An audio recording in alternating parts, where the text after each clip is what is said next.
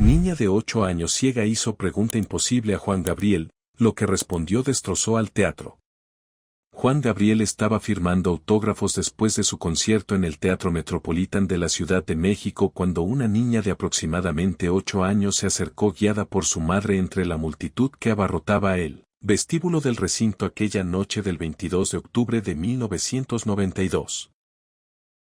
La fila de admiradores esperando una firma, una fotografía o simplemente la oportunidad de estrechar la mano del artista más querido de México tenía más de 200 personas y serpenteaba desde la mesa donde él estaba sentado hasta la puerta principal del teatro, saliendo incluso hacia la banqueta de la Avenida Independencia donde el aire fresco de la noche capitalina contrastaba con la calidez sofocante del interior repleto de cuerpos y emociones a flor de piel. Juan Gabriel llevaba ya más de 2 horas firmando discos de vinil, pósters promocionales y fotografías que los fans habían traído consigo, algunos de ellos con marcos dorados que evidenciaban el cariño con que guardaban la imagen del artista en sus hogares. Sus dedos estaban manchados de tinta azul y negra por la cantidad de autógrafos que había estampado sobre superficies de todo tipo, desde carátulas de cassettes hasta servilletas de papel, y sin embargo no mostraba señales de cansancio ni de impaciencia, porque para Juan Gabriel cada persona en esa fila representaba a alguien que había gastado dinero, tiempo y esperanza para estar ahí, y eso merecía un respeto absoluto que ningún reloj ni ninguna agenda podía negociar. Pero cuando la niña llegó frente a él, algo lo hizo detenerse completamente, como si el mundo entero hubiera pausado su rotación por un instante imperceptible para todos excepto para él. La niña usaba unos lentes oscuros demasiado grandes para su rostro pequeño, unos lentes que claramente habían sido comprados para un adulto y que resbalaban constantemente por el puente de su nariz diminuta, obligándola a empujarlos hacia arriba con un gesto automático nacido de la costumbre cotidiana. Su mano derecha sostenía un bastón blanco plegable que apenas le llegaba a la cintura, y sus pies avanzaban con esa cautela particular de quien no puede ver el suelo que pisa pero ha aprendido a confiar en los sonidos, los ecos y las corrientes de aire para construir un mapa invisible del espacio que la rodea. Era ciega. Y en lugar de pedirle un autógrafo como todos los demás habían hecho durante las últimas 2 horas, en lugar de extenderle un disco o un póster para que lo firmara, la niña levantó su rostro hacia donde escuchaba la respiración de Juan Gabriel y le hizo una pregunta que lo dejó absolutamente sin palabras, una pregunta que ningún periodista sofisticado, ningún crítico musical laureado, ningún filósofo erudito ni ningún otro ser humano sobre la faz de la tierra le había formulado jamás en más de 20 años de carrera artística. Dijo con una voz clara, sin vacilación, sin miedo y sin la menor conciencia de la enormidad de lo que estaba preguntando: Señor Juan Gabriel, yo no puedo ver su cara, pero escucho su voz todos los días en mi casa. ¿Me puede decir de qué color es su voz? Lo que Juan Gabriel respondió en los siguientes minutos hizo que absolutamente todos en ese vestíbulo del Teatro Metropolitan, los fans que esperaban pacientemente su turno en la fila, el personal de seguridad que vigilaba las puertas con expresión profesional e impasible, los managers y asistentes de producción que organizaban la logística del evento, los empleados del teatro que ya ansiaban cerrar y marcharse a descansar, todos sin excepción detuvieron lo que estaban haciendo para escucharla. Respuesta a una pregunta que nadie en su sano juicio habría sabido cómo contestar. Y muchos de ellos, hombres y mujeres por igual, personas de todas las edades y condiciones sociales, terminaron llorando abiertamente ante la profundidad devastadora de una respuesta que trascendía los límites de la música, que trascendía las fronteras del arte, que tocaba algo tan esencialmente humano y tan universalmente verdadero que era imposible escucharla sin sentir que algo se rompía y se reconstruía simultáneamente dentro del pecho. Nadie en aquel vestíbulo olvidaría jamás lo que estaba a punto de presenciar. El Teatro Metropolitan en la Avenida Independencia número 90, en pleno corazón histórico de la Ciudad de México, era uno de los recintos de espectáculos más elegantes y acústicamente privilegiados de toda la capital mexicana. Construido originalmente en la década de los 40 como cine de estreno para las grandes producciones de la época dorada del cine nacional, Había sido remodelado meticulosamente a finales de los años 80 para transformarse en una sala de conciertos y espectáculos en vivo con capacidad para 3.000 espectadores distribuidos en 3 niveles, platea, mezanine y galería. Las butacas estaban tapizadas en terciopelo rojo oscuro que contrastaba con elegancia contra los muros color crema decorados con molduras doradas de estilo Art Deco, reliquias arquitectónicas de su pasado cinematográfico que le conferían una atmósfera de glamour nostálgico imposible de replicar en construcciones modernas. Pero lo que verdaderamente distinguía al Metropolitan de otros recintos similares era su acústica, considerada excepcional por músicos, ingenieros de sonido y críticos especializados. Una acústica natural que permitía que cada nota, cada susurro, cada matiz imperceptible de la voz humana viajara con nitidez cristalina desde el escenario hasta la última fila de la galería más alta, envolviendo a los espectadores en un capullo sonoro que hacía innecesaria cualquier amplificación excesiva. Aquella serie de presentaciones en octubre de 1992 correspondía a la gira de promoción del álbum Gracias por Esperar, que había salido al mercado apenas 3 meses antes y ya acumulaba ventas superiores al 1.000.000 de copias solamente en territorio mexicano, con proyecciones de distribuidores internacionales que auguraban que la cifra se duplicaría antes de fin de año en el resto de Latinoamérica. Juan Gabriel atravesaba un momento particularmente luminoso de su carrera, uno de esos periodos donde todo lo que tocaba se convertía en éxito, donde cada decisión artística que tomaba resultaba acertada, donde la conexión con su público había alcanzado una intensidad casi mística. Con más de 40 millones de discos vendidos acumulados a nivel mundial, con reconocimientos que incluían múltiples discos de oro y platino en prácticamente todos los países hispanohablantes, con invitaciones pendientes de promotores en 3 continentes que su equipo de management había tenido que rechazar porque no había fechas disponibles en un calendario saturado hasta el último día del año siguiente, Juan Gabriel era no solamente el artista más exitoso de México sino una de las figuras musicales más importantes del continente americano. Había programado 3 noches consecutivas en el Metropolitan y las 3 se habían agotado en tiempo récord, con boletos que desaparecieron de las taquillas en cuestión de horas tras su puesta en venta.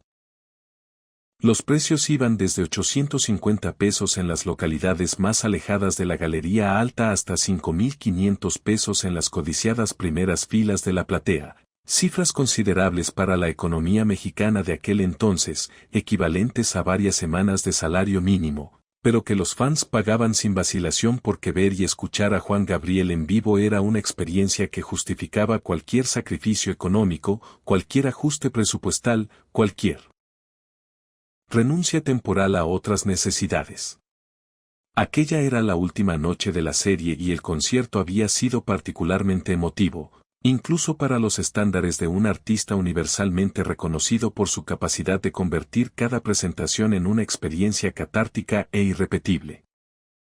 Juan Gabriel había cantado durante casi 3 horas sin un solo descanso, recorriendo su repertorio monumental desde los clásicos más antiguos que el público coreaba de memoria hasta las canciones recientes del álbum nuevo que ya comenzaban a sonar en todas las estaciones de radio del país, intercalando entre cada tema anécdotas personales contadas con esa naturalidad desarmante que lo distinguía de cualquier otro intérprete de su generación. El escenario estaba iluminado con un sistema de luces sofisticado que alternaba entre tonos cálidos de ámbar y dorado durante las baladas románticas, creando una atmósfera de intimidad que hacía sentir a cada espectador como si Juan Gabriel le estuviera cantando exclusivamente a él, y explosiones vibrantes de color blanco y azul eléctrico durante los números más enérgicos, transformando el teatro en una fiesta de luz y sonido que electrizaba al público.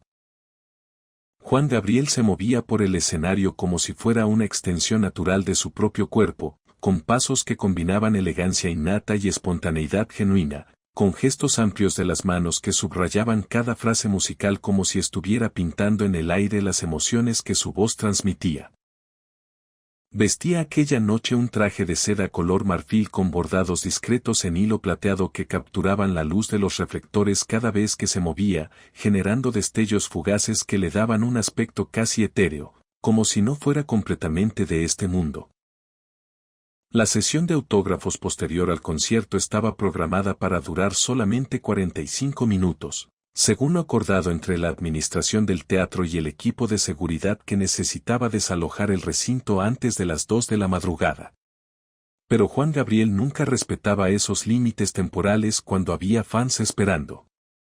Ya eran pasadas las 12:30 de la madrugada cuando llegó el turno de la niña. La niña se llamaba Sofía Ramírez Hernández. Tenía exactamente 8 años y 4 meses de edad y había nacido ciega a causa de una condición congénita denominada anoftalmía bilateral, una anomalía extremadamente rara del desarrollo embrionario que significaba que sus globos oculares nunca se habían formado completamente dentro de las cavidades orbitarias. Los médicos que la atendieron al nacer le explicaron a su madre, con la delicadeza imperfecta de quienes están acostumbrados a dar malas noticias, que no existía tratamiento quirúrgico ni terapéutico que pudiera devolverle la vista porque técnicamente nunca la había tenido, que su cerebro nunca había procesado una imagen visual y que por lo tanto carecía de las conexiones neuronales necesarias para interpretar la información luminosa incluso si algún avance tecnológico futuro lograra proporcionarle ojos funcionales. Desde el primer instante de su existencia fuera del vientre materno, Sofía había habitado un universo construido exclusivamente de sonidos, texturas, temperaturas, olores y sabores. Nunca había visto un rostro humano, ni siquiera el de su propia madre. Nunca había contemplado un amanecer anaranjado colándose entre los edificios de la Ciudad de México. Nunca había observado el verde intenso de un árbol después de la lluvia, el azul profundo del cielo en un día despejado, el rojo vibrante de una flor en un puesto del mercado. Su realidad era un tapiz infinito de oscuridad absoluta sobre el cual se proyectaban las descripciones verbales que otros le ofrecían del mundo visible, descripciones que ella procesaba con una imaginación prodigiosamente desarrollada para construir representaciones mentales de un universo que jamás podría verificar con sus propios ojos. La madre de Sofía, María Elena Hernández, viuda de Ramírez, era una mujer de 36 años de edad con el cabello negro recogido siempre en una trenza práctica que le caía por la espalda, manos trabajadoras con las uñas cortadas al ras y una expresión facial que combinaba cansancio crónico con determinación inquebrantable en proporciones casi iguales. Trabajaba como secretaria administrativa en una oficina gubernamental del Departamento del Distrito Federal, donde ganaba un salario mensual de 4,200 pesos que estiraba con una habilidad nacida de la necesidad extrema para cubrir la renta de un departamento pequeño de 2 recámaras en la colonia Doctores, los gastos de alimentación para ella y su hija, el transporte diario en microbús y metro, los servicios básicos de agua, luz y gas, y las necesidades especiales que implicaba. Criar sola a una niña con discapacidad visual severa en una ciudad tan vasta, tan caótica y tan indiferente como la capital mexicana. María Elena había enviudado cuando Sofía tenía apenas 3 años. Después de que su esposo Roberto Ramírez falleciera en un accidente de tránsito una madrugada lluviosa de noviembre cuando regresaba del turno nocturno en la fábrica textil donde operaba maquinaria de telar industrial. Un camión de carga sin luces traseras detenido en el carril derecho de circuito interior había sido invisible bajo la cortina de lluvia hasta que fue demasiado tarde para frenar. Roberto murió instantáneamente, dejando a María Elena sola con una hija ciega de 3 años, una montaña de deudas acumuladas entre hospitales y funerarias, y la responsabilidad aplastante de ser madre, padre, sustento económico y traductora del mundo visible para una niña que dependía enteramente de ella para todo. María Elena había ahorrado durante 6 meses completos para poder comprar 2 boletos para el concierto de Juan Gabriel en el Teatro Metropolitan. 6 meses de sacrificios diminutos pero constantes. Renunciar al café de 3 pesos que compraba cada mañana en el puesto de Doña Carmen en la esquina de su oficina, dejar de comprar las revistas de espectáculos que hojeaba durante su hora de almuerzo, caminar las últimas 8 cuadras hasta su casa en lugar de tomar el segundo microbús para ahorrarse el pasaje, llevar almuerzo preparado en casa en lugar de comprar la comida corrida del mercado. 50 pesos aquí, 100 pesos allá, monedas y billetes guardados en un sobre de papel manila escondido entre la ropa interior de su cajón, un sobre que revisaba cada domingo por la noche con la esperanza de que el total se acercara a la cifra necesaria.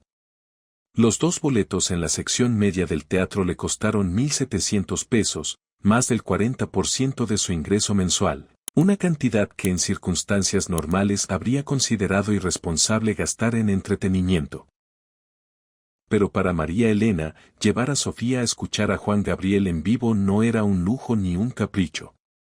Era regalarle a su hija ciega la experiencia de estar sumergida en la música que más amaba de una manera que ningún cassette podía replicar, sentir las vibraciones de una orquesta resonando en el pecho, percibir la energía eléctrica de 3.000 personas cantando al unísono, experimentar la cercanía real de esa voz que se había convertido en su compañera más constante. Sofía había descubierto a Juan Gabriel 2 años antes de aquella noche, cuando tenía 6 años, una tarde cualquiera en que María Elena puso un cassette de Querida en el estéreo pequeño de la sala mientras preparaba la cena. La niña estaba sentada en el piso jugando con bloques de madera texturizados que le ayudaban a desarrollar su motricidad fina, pero en el instante exacto en que la voz de Juan Gabriel brotó de las bocinas del aparato, Sofía dejó caer los bloques sobre la alfombra gastada y se quedó completamente inmóvil, con todo su cuerpo pequeño orientado hacia la fuente del sonido como una antena buscando señal, la cabeza ladeada con ese gesto que hacen los pájaros cuando perciben algo que captura completamente su atención, las manos suspendidas en el aire como si moverse pudiera interrumpir la conexión que se estaba formando entre ella y esa voz desconocida. María Elena la observó desde la cocina con la cuchara de sopa detenida a medio camino entre la olla y su boca, fascinada y conmovida por la reacción de su hija.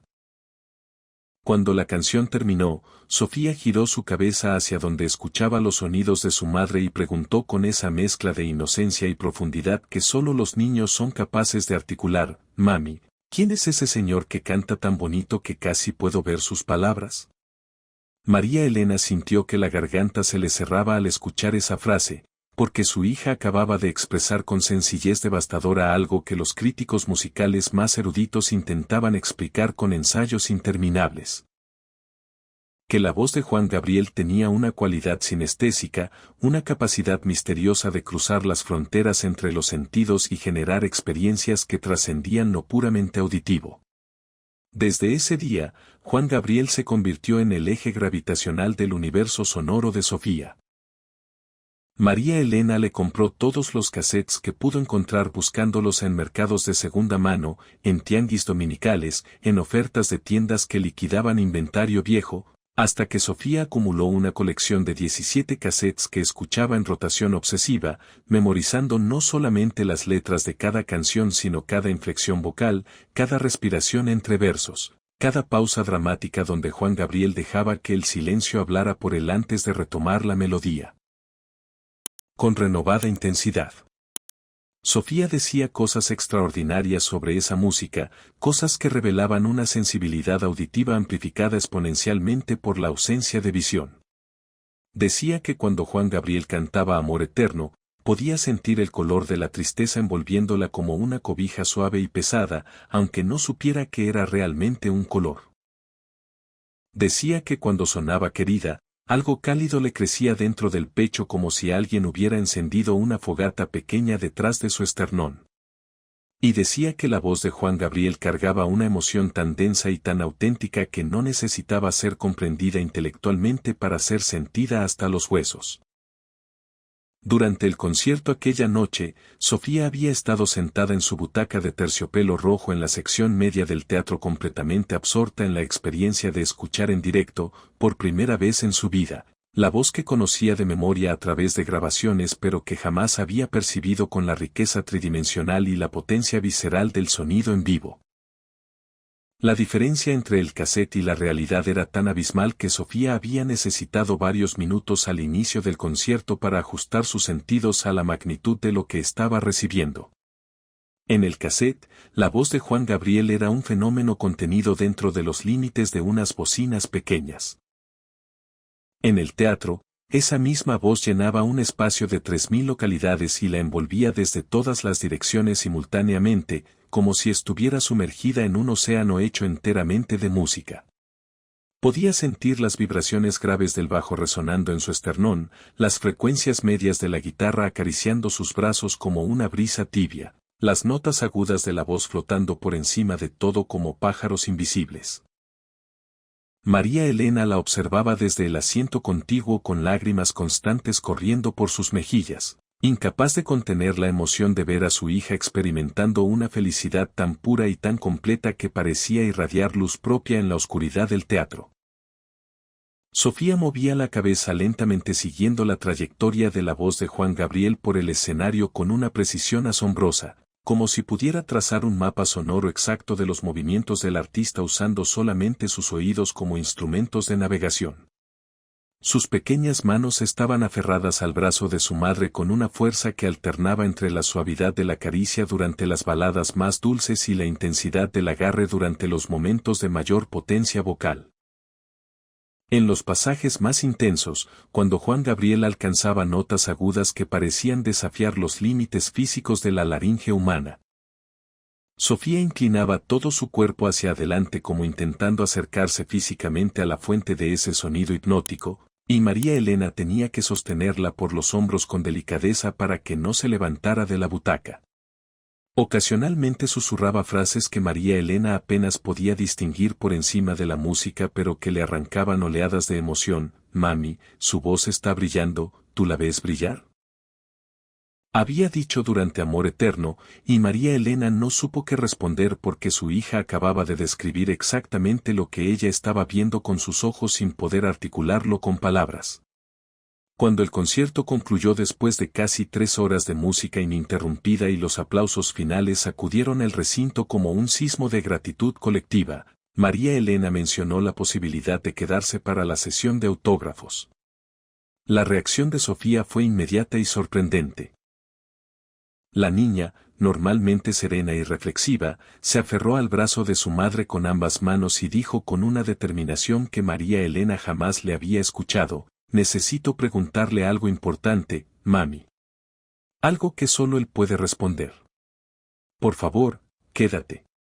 La espera duró 2 horas completas. 2 horas de pie en una fila que avanzaba con lentitud desesperante, rodeadas de conversaciones ajenas sobre el concierto, de fragmentos de canciones tarareados por fans eufóricos, del olor a perfumes mezclados y sudor residual que impregnaba el vestíbulo cerrado. Sofía no se quejó ni una sola vez durante esas 120 minutos, lo cual era extraordinario para una niña de 8 años despierta horas después de su hora habitual de dormir. Se mantenía erguida junto a su madre con el bastón plegado y guardado en el bolso, los lentes oscuros firmemente puestos, la cabeza ligeramente inclinada como si estuviera ensayando mentalmente las palabras exactas que pronunciaría cuando finalmente llegara su turno frente a la voz que amaba. Conforme se acercaban a la mesa, María Elena podía escuchar los retazos de las breves conversaciones que Juan Gabriel sostenía con cada admirador. Siempre amable, siempre presente, preguntando nombres, personalizando cada autógrafo con dedicatorias diferentes, posando para fotografías con una paciencia que desafiaba toda lógica considerando las horas que llevaba despierto y el desgaste físico de 3 horas de concierto.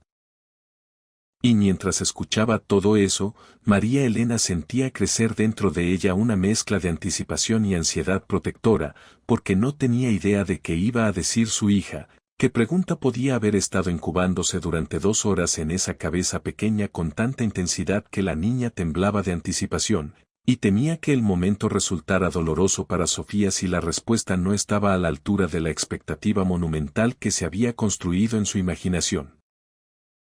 Finalmente llegó su turno. María Elena guió a Sofía los últimos pasos hasta la mesa y Juan Gabriel inmediatamente notó 3 cosas que detuvieron el movimiento automático de su mano buscando algo que firmar. El bastón blanco que la madre sacó del bolso y entregó a la niña. Los lentes oscuros enormes que cubrían casi la mitad de ese rostro infantil, lentes que evidentemente no eran un accesorio de moda sino un escudo necesario. Y la orientación particular de la cabeza de la niña, dirigida no hacia su rostro sino hacia su voz, como si para ella las personas no habitaran donde están los ojos sino donde se origina el sonido. Juan Gabriel había conocido a miles de admiradores en su carrera, había firmado autógrafos para personas de todas las edades y circunstancias imaginables, pero algo en esta niña lo hizo presentir que estaba a punto de vivir un momento radicalmente diferente a todos los anteriores. «Hola, hermosa», dijo Juan Gabriel con una voz que cambió instantáneamente de registro, abandonando el tono cordial pero eficiente de las últimas 2 horas para adoptar una suavidad íntima, casi paternal. «¿Cómo te llamas?».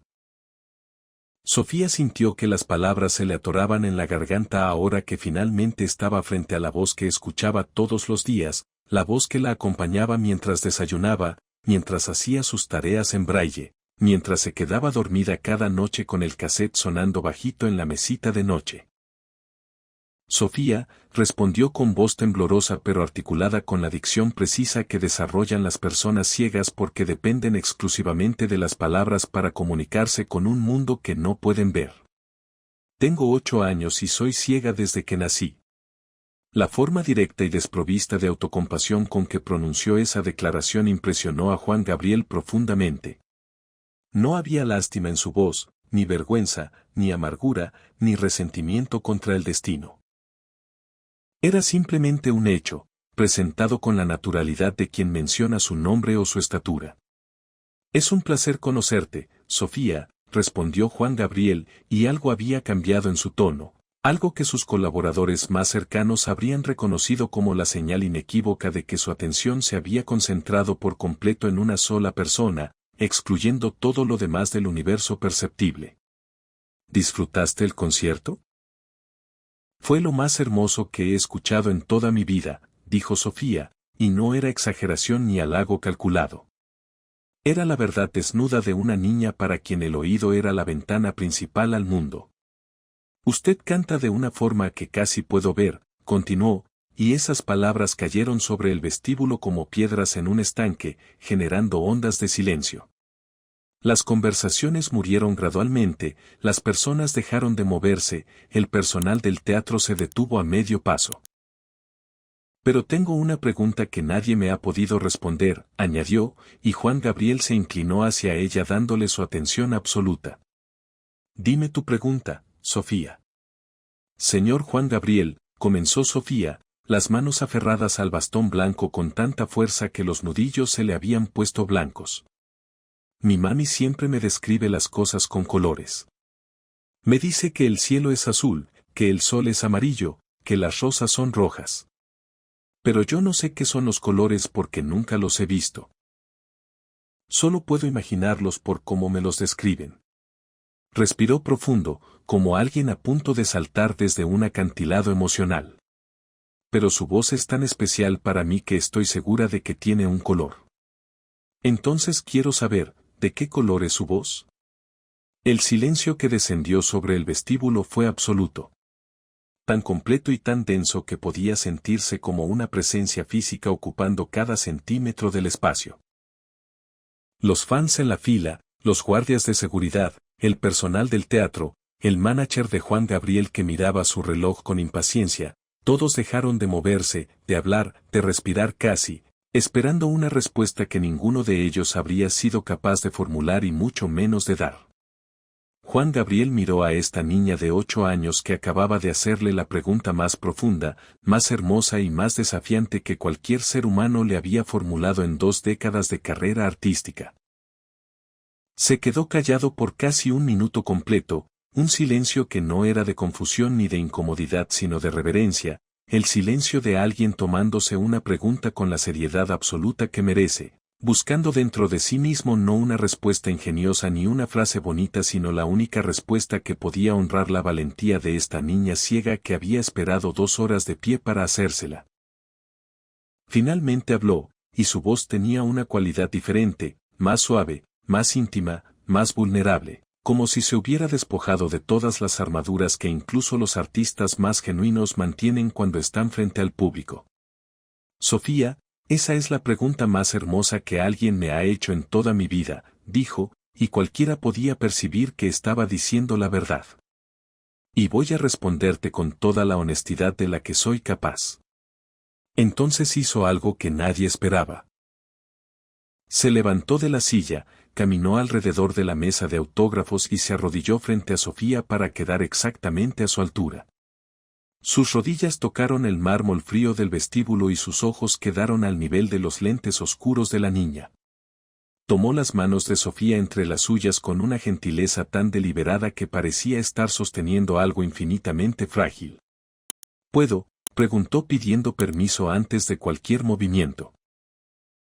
Sofía asintió y Juan Gabriel guió sus pequeñas manos hasta su garganta, colocándolas suavemente sobre la piel tibia donde las cuerdas vocales vibraban con cada sonido. «Siente aquí», dijo. «Esto es de donde sale mi voz». Sofía puso sus dedos diminutos sobre el cuello de Juan Gabriel y él comenzó a hablar, dejando que ella sintiera la vibración de cada palabra resonando bajo la piel, bajo los músculos, en el cartílago de la laringe que temblaba como un instrumento vivo. Mi voz no es de un solo color, Sofía. Es de muchos colores al mismo tiempo, y esos colores cambian dependiendo de qué estoy cantando y qué estoy sintiendo en ese momento. Hizo una pausa, buscando el camino correcto para explicar algo tan abstracto como el color a alguien que nunca había experimentado la visión, y lo encontró no en definiciones técnicas sino en emociones, el idioma que ambos compartían plenamente. Cuando canto Amor Eterno, dijo, mi voz es del color del atardecer. Tu mami te ha descrito alguna vez un atardecer, ¿verdad? Sí, susurró Sofía, sus dedos todavía sobre la garganta de Juan Gabriel sintiendo cada vibración como si leyera un código secreto escrito en temblores. Me dijo que es cuando el cielo se pone naranja y rojo y morado, todo junto. Juan Gabriel sonrió, una sonrisa que Sofía no podía ver pero que sintió en el cambio sutil de tensión en los músculos bajo sus dedos. Exacto. Ese es el color de mi voz cuando canto esa canción, porque Amor Eterno es sobre un amor que duele pero que también es hermoso. Es cálido como el naranja, apasionado como el rojo y profundo como el morado. Los tres colores mezclados, como el cielo cuando el sol se está yendo pero todavía no se ha ido del todo. Pero cuando canto querida, continuó, y su propia voz temblaba ahora con emoción que no intentaba controlar, mi voz es del color del oro. ¿Sabes lo que es el oro, Sofía? La niña sintió con la seguridad de alguien que ha dedicado mucho tiempo a construir definiciones mentales de cosas invisibles. Es un metal muy brillante y muy valioso, explicó con precisión enciclopédica. Mi abuelita tiene un anillo de oro que me deja tocar a veces. Es liso y tibio. Sí, exactamente, confirmó Juan Gabriel con admiración genuina. Oro, porque querida es sobre alguien que es preciosa, que vale más que cualquier cosa material, y el oro es cálido y brillante como tiene que ser una canción de amor verdadero. Las lágrimas corrían ya por las mejillas de varias personas observando la escena. María Elena lloraba con la mano cubriendo su boca. Un guardia de seguridad corpulento miraba con ojos brillantes y mandíbula apretada, luchando contra las lágrimas con la misma ferocidad con que habría enfrentado a un intruso. ¿Y sabes qué más, Sofía?, continuó Juan Gabriel sin soltar las manos de la niña, sin levantarse del piso de mármol donde sus rodillas ya debían estar adoloridas, completamente indiferente a todo lo que no fuera esta conversación. A veces mi voz es del color del cielo después de la lluvia. ¿Tu mami te ha descrito eso? Sofía negó con la cabeza, los labios entreabiertos en concentración absoluta. Es azul, explicó él con la paciencia infinita de quien sabe que está construyendo algo permanente en la imaginación de esta niña. Pero un azul especial, diferente al azul del cielo normal. Es el azul más limpio y más claro que puedas imaginar, como si alguien hubiera lavado el cielo entero con agua pura. Es el azul que aparece cuando las nubes oscuras de la tormenta finalmente se van y el sol sale de nuevo y todo se ve brillante y lleno de esperanza.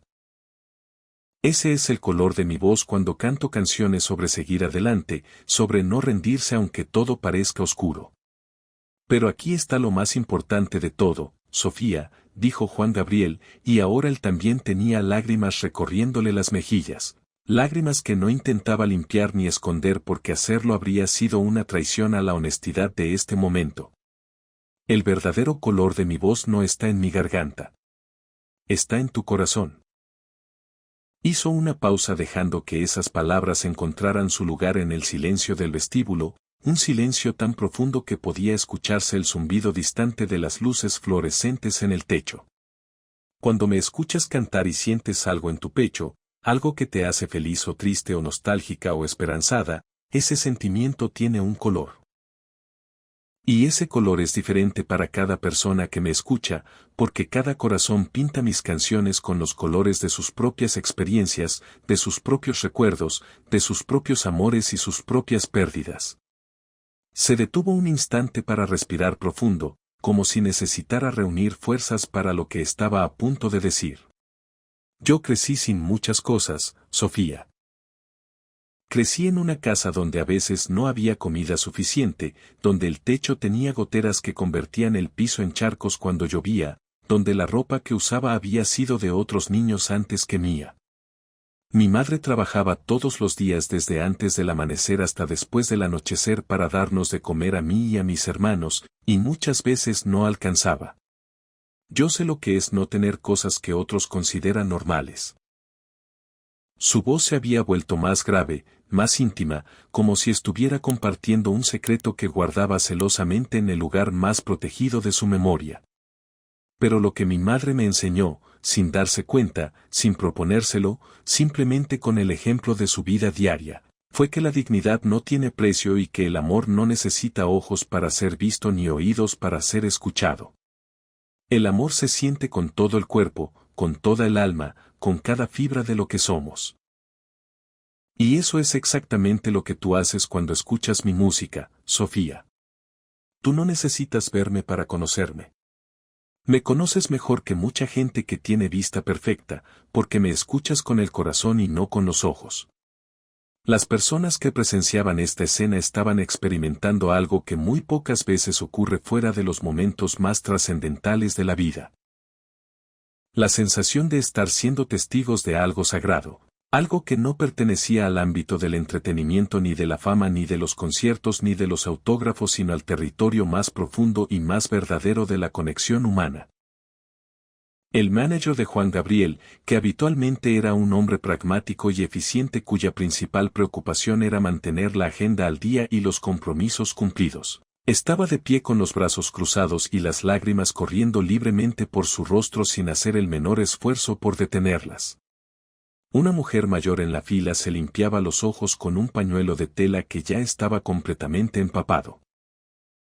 Un joven con una camiseta de Juan Gabriel que probablemente no tenía más de 18 años se cubría la boca con ambas manos mientras sus hombros temblaban con sollozos silenciosos. Y Juan Gabriel seguía arrodillado en el piso de mármol frente a una niña ciega, hablando con la vulnerabilidad radical de quien ha decidido que este momento merece toda su verdad. Entonces te voy a hacer yo una pregunta a ti, Sofía, dijo Juan Gabriel, y su voz tenía ahora la calidez envolvente de quien está a punto de entregar un regalo invaluable. ¿Cuál es el color de mi voz para ti? Cuando me escuchas cantar, ¿qué sientes? ¿Qué color ves en tu imaginación? Sofía cerró los ojos detrás de los lentes oscuros, un gesto que para ella era puramente simbólico pero que expresaba una concentración profunda. Un viaje interior hacia ese lugar donde la música se transformaba en colores inventados por una imaginación que nunca había sido limitada por la realidad visual. El vestíbulo entero contuvo la respiración durante los 5 segundos que la niña se tomó para encontrar su respuesta, 5 segundos que se estiraron como si el tiempo mismo estuviera dándole espacio para buscar las palabras correctas. Y entonces dijo algo que hizo que todos los presentes, sin excepción, incluyendo al propio Juan Gabriel, lloraran abiertamente y sin reserva alguna. Su voz es del color de mi mami, dijo Sofía con voz clara, segura y luminosa, sin la menor vacilación, como si hubiera encontrado una verdad tan evidente que no necesitaba ser pensada sino simplemente pronunciada. Yo no sé qué color tiene mi mami porque nunca la he visto. Nunca he visto su cara ni su pelo ni sus ojos. Pero sé que es el color más hermoso del mundo, porque es amor y seguridad y casa. Cuando mi mami me abraza, todo se siente tibio y bueno y seguro, y ya no tengo miedo de nada aunque no pueda ver. Y cuando usted canta, me siento exactamente igual. Me siento como cuando mi mami me abraza. Entonces su voz debe ser del mismo color que ella, que es el color más bonito que existe aunque yo no sepa su nombre. Juan Gabriel se derrumbó. No hay otra forma de describir lo que sucedió en su cuerpo y en su alma cuando esas palabras llegaron a sus oídos. Abrazó a Sofía mientras las lágrimas brotaban de sus ojos con una fuerza que no podía y no quería contener, y el vestíbulo entero se convirtió en un coro de sollozos que nadie intentaba esconder ni silenciar. Las más de 50 personas que aún quedaban en la fila lloraban abiertamente, sin importar género, edad o condición social. Los hombres de seguridad, esos profesionales entrenados para mantener la compostura bajo cualquier circunstancia, se limpiaban las mejillas con el dorso de las manos mientras pretendían que algo les había entrado en los ojos. Las empleadas del teatro que estaban recogiendo los últimos programas abandonados habían dejado caer sus bolsas de basura y lloraban abrazadas entre sí. María Elena se había desplomado sobre la mesa de autógrafos con la cabeza entre los brazos, sacudida por sollozos tan profundos que parecían venir de un lugar más antiguo que ella misma, del lugar donde las madres guardan el dolor de no poder darles a sus hijos todo lo que merecen y la gratitud infinita de descubrir que lo que les han dado es suficiente. Esta niña de 8 años acababa de articular algo que trascendía la música, que trascendía el arte, que trascendía cualquier tratado filosófico sobre estética o percepción sensorial. Había expresado con la sencillez demoledora de la infancia la verdad más fundamental sobre el amor. Que no necesita ser visto para ser real, que no necesita pruebas visibles para ser el color más hermoso del universo. Que su esencia se reconoce no con los ojos sino con esa parte del ser humano que está más allá de todos los sentidos, esa parte que sabe distinguir la seguridad del peligro, el hogar del exilio, el abrazo verdadero del contacto vacío. Juan Gabriel permaneció abrazado a Sofía durante un tiempo que nadie midió porque todos estaban demasiado ocupados procesando sus propias emociones para prestar atención a los relojes, pero que debió ser varios minutos. Minutos durante los cuales el único sonido en el vestíbulo era el murmullo colectivo de la gente llorando y la respiración entrecortada de un artista que acababa de recibir de manos de una niña ciega el cumplido más profundo de toda su carrera. Cuando Juan Gabriel finalmente pudo hablar de nuevo, su voz era ronca y quebrada pero firme con la firmeza de quien acaba de comprender algo importante. Sofía, acabas de darme el mejor cumplido que un artista puede recibir en toda su vida, dijo mientras la sostenía suavemente por los hombros. Me dijiste que mi voz te hace sentir amor y seguridad. Que te hace sentir como en casa. Eso es todo lo que un cantante puede esperar de su música. Que haga sentir a alguien menos solo, más amado, más seguro en un mundo que puede ser muy difícil y muy oscuro. C. Dirigió entonces a todas las personas presentes en el vestíbulo, que lo escuchaban con una atención reverencial. Esta niña acaba de enseñarme algo que yo no había entendido en 20 años cantando. Me enseñó que los colores no existen solo en las cosas que vemos. Existen en las cosas que sentimos. Y que a veces las personas que ven el mundo de manera diferente son las que más claramente pueden enseñarnos lo que realmente importa. Juan Gabriel le pidió a María Elena su dirección y número telefónico, prometiendo mantenerse en contacto con una seriedad que no dejaba espacio para la duda. Le dijo a Sofía que le enviaría todos sus discos, incluyendo grabaciones inéditas que aún no habían salido a la venta, para que pudiera seguir escuchando los colores de su voz en la intimidad de su hogar. María Elena intentó rechazar el ofrecimiento alegando que ya habían recibido demasiado con aquella conversación, que no podía aceptar más generosidad. Pero Juan Gabriel la detuvo con una frase que cerró cualquier posibilidad de negociación. Señora, su hija me acaba de regalar algo que no tiene precio. Un poco de música es lo menos que puedo hacer a cambio. Antes de que se marcharan, sacó de su cartera varios billetes que sumaban 10,000 pesos y los puso discretamente en la mano de María Elena, cerrándole los dedos alrededor del dinero con suavidad pero con firmeza. Para Sofía, susurró. Para lo que ella necesite. Y no me discuta, que ya aprendí que con las mujeres Ramírez no se puede ganar una discusión. María Elena lo miró con ojos hinchados de tanto llorar y logró articular un gracias que contenía más significado del que esas 7 letras normalmente pueden cargar. Aquella noche, después de que la última persona en la fila recibiera su autógrafo y el Teatro Metropolitan finalmente cerrara sus puertas pasadas las 3 de la madrugada, Juan Gabriel se sentó solo en su camerino durante casi una hora sin hablar con nadie, sin cambiarse de ropa, sin comer ni beber nada, simplemente procesando lo que había ocurrido.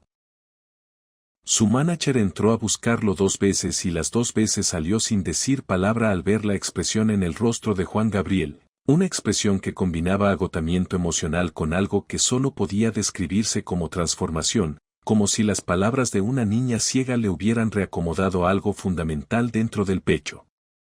Cuando finalmente salió del camerino, lo primero que le dijo a su equipo fue: necesito el teléfono de alguien que trabaje en la Escuela Nacional para Ciegos. Mañana a primera hora. Juan Gabriel cumplió cada una de sus promesas con la meticulosidad de quien entiende que las palabras dadas a una niña ciega tienen un peso sagrado que no admite incumplimiento. 3 días después del encuentro en el Metropolitan, un mensajero llegó al departamento de María Elena en la colonia Doctores cargando una caja de cartón que contenía la discografía completa de Juan Gabriel en formato cassette, más de 30 títulos que incluían álbumes que Sofía no sabía que existían y 2 grabaciones inéditas que no estaban disponibles en ninguna tienda del país. Cada cassette tenía una etiqueta escrita a mano por el propio Juan Gabriel que decía simplemente: para Sofía, que escucha con el corazón. Junto a los cassettes había una carta manuscrita de 2 páginas donde Juan Gabriel le contaba a Sofía cómo su pregunta lo había hecho reflexionar sobre su propia música de una manera completamente nueva, cómo desde aquella noche se descubría a sí mismo pensando en colores cada vez que cantaba, tratando de imaginar qué tonalidad estaría percibiendo ella si pudiera escucharlo. Pero lo más significativo no fueron los discos ni la carta. 3 meses después de aquel encuentro, Juan Gabriel realizó una donación de 500,000 pesos a la Escuela Nacional para Ciegos de México, destinada específicamente a la creación y financiamiento de programas de educación musical para niños con discapacidad visual. El fondo fue bautizado oficialmente como Fondo Sofía, en honor a la niña que le había hecho una pregunta imposible y que al responderla le había enseñado que la música podía ser mucho más que entretenimiento, que podía ser un puente entre mundos que parecían irreconciliables, un traductor entre los sentidos, una forma de ver sin ojos y de colorear la oscuridad. La ceremonia de presentación del fondo se realizó en las instalaciones de la escuela, un edificio austero en la colonia Juárez que olía a madera vieja y a plastilina, y Juan Gabriel asistió personalmente, sin prensa invitada, sin cámaras de televisión, sin publicistas ni comunicados, solamente él, su guitarra y la convicción de que aquel dinero podía abrir puertas que de otra forma permanecerían cerradas para niños cuyo único defecto era haber nacido sin el sentido que la sociedad considera más importante. Durante los años siguientes, cada vez que Juan Gabriel lanzaba un álbum nuevo, una copia llegaba por correo a la casa de Sofía acompañada de una nota personal. A veces la nota era breve, apenas una línea que decía algo como: este disco tiene muchos colores nuevos. Espero que los sientas todos. Otras veces era más extensa, compartiendo anécdotas sobre las canciones, explicándole la emoción que había sentido al grabarlas, preguntándole cómo estaba, cómo iba a la escuela, si seguía escuchando música con la misma intensidad de siempre. Sofía le respondía con cartas escritas en braille que María Elena transcribía pacientemente a tinta para que Juan Gabriel pudiera leerlas, cartas donde la niña, y después la adolescente, y después la joven, le contaba los nuevos colores que había descubierto en su música conforme ella misma crecía y sus emociones se volvían más complejas y más matizadas. Era una correspondencia extraordinaria entre dos personas unidas por una pregunta formulada una noche de octubre en el vestíbulo de un teatro, una pregunta que había abierto una puerta que ninguno de los dos volvería a cerrar. Hubo quienes cuestionaron la autenticidad de aquel episodio cuando la historia comenzó a circular en los periódicos de la capital en las semanas posteriores al concierto. Algunos columnistas cínicos sugirieron que todo había sido una puesta en escena calculada por el equipo de relaciones públicas de Juan Gabriel para generar cobertura mediática positiva en un momento donde la competencia entre artistas por la atención del público era feroz. Otros insinuaron que la niña había sido plantada en la fila expresamente para crear un momento emotivo que pudiera ser explotado comercialmente. Eran las voces habituales del escepticismo profesional, esas voces que encuentran motivos ocultos detrás de cada gesto de generosidad porque la alternativa, aceptar que alguien hizo algo bueno simplemente porque era lo correcto, les resulta incompatible con su visión del mundo. Pero cualquiera que hubiera estado en el vestíbulo del Teatro Metropolitan aquella madrugada sabía con certeza absoluta que lo que había presenciado era imposible de fingir. No se puede fabricar el temblor en la voz de un hombre arrodillado en un piso de mármol explicándole colores a una niña ciega. No se puede ensayar la respuesta de una niña de 8 años que dice que la voz de alguien tiene el color de su madre. No se puede orquestar un vestíbulo entero llorando al unísono con una sincronización emocional que ningún director de escena podría lograr ni con meses de preparación. Además, el patrón de comportamiento de Juan Gabriel a lo largo de décadas desmentía categóricamente cualquier acusación de oportunismo. Quienes lo conocían de cerca, quienes trabajaban con él diariamente, quienes habían sido testigos de cientos de gestos similares que nunca llegaron a los periódicos porque ocurrían lejos de las cámaras, sabían que su generosidad no era un instrumento de marketing sino una consecuencia natural de su historia personal, de haber conocido la pobreza extrema en carne propia y de haberse prometido a sí mismo que jamás pasaría de largo frente al sufrimiento ajeno sin detenerse. Sofía Ramírez creció con la música de Juan Gabriel como la banda sonora constante de su vida, el hilo conductor que atravesaba cada etapa de su desarrollo desde la infancia hasta la madurez.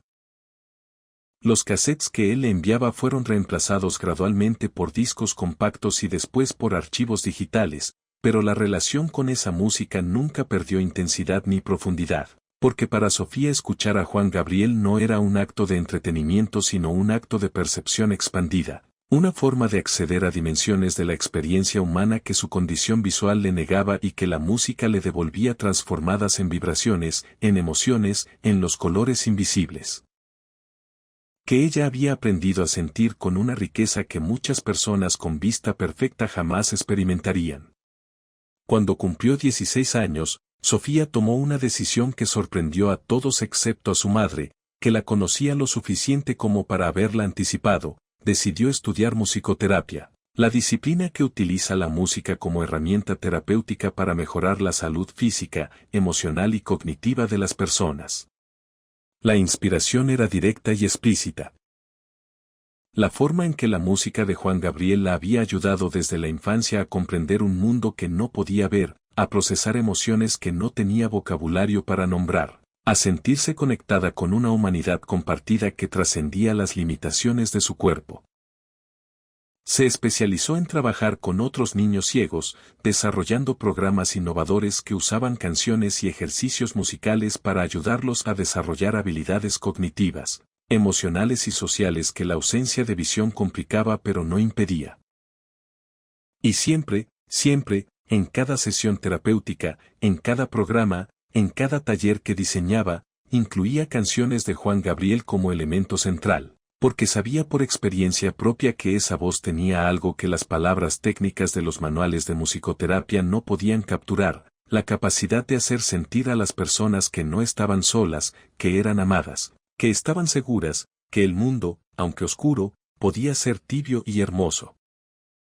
Cuando Juan Gabriel falleció el 28 de agosto de 2016 en Santa Mónica, California, Sofía tenía 32 años y era una musicoterapeuta establecida con una reputación creciente en su campo.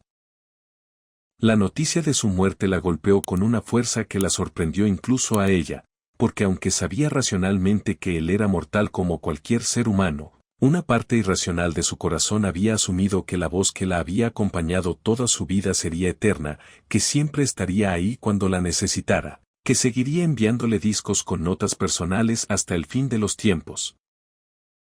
Lloró durante 3 días con una intensidad que no había experimentado desde la muerte de su padre, porque Juan Gabriel había sido, sin proponérselo, una especie de padre sustituto emocional, una presencia constante que le había enseñado que su ceguera no era una limitación sino una forma diferente de percibir la belleza del mundo.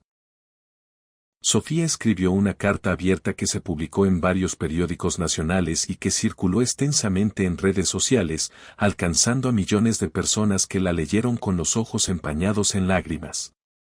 En esa carta contó la historia completa de aquella noche de octubre de 1992, cuando una niña ciega de 8 años le preguntó a Juan Gabriel de qué color era su voz y recibió una respuesta que le cambió la vida para siempre. Describió con detalle los cassettes que llegaban por correo, las notas manuscritas, la correspondencia que mantuvo durante años con un hombre que nunca olvidó la promesa hecha a una niña en el vestíbulo de un teatro. Y terminaba la carta con una frase que se convirtió en una de las citas más compartidas tras la muerte del artista: Juan Gabriel me enseñó que los colores no son solamente para los ojos. Son para el corazón. Y su voz siempre será del color más hermoso que conozco. El color del amor que nos hace sentir menos solos. La historia de Sofía y Juan Gabriel enseña algo fundamental sobre el arte, sobre la conexión humana y sobre la naturaleza misma de la percepción. Enseña que la belleza verdadera no necesita ser vista con los ojos para existir con toda su plenitud, que la música puede pintar colores en la oscuridad más absoluta y que las respuestas más profundas a veces vienen de aquellos que el mundo considera limitados pero que en realidad ven con una claridad que la vista muchas veces nubla en lugar de iluminar. Enseña que un artista verdaderamente grande no es aquel que acumula más premios o vende más discos o llena más estadios, sino aquel que tiene la capacidad de arrodillarse frente a una niña ciega en el piso de mármol de un vestíbulo de teatro y tomarse su pregunta con la misma seriedad con que se tomaría la pregunta más importante del universo, porque para esa niña lo era.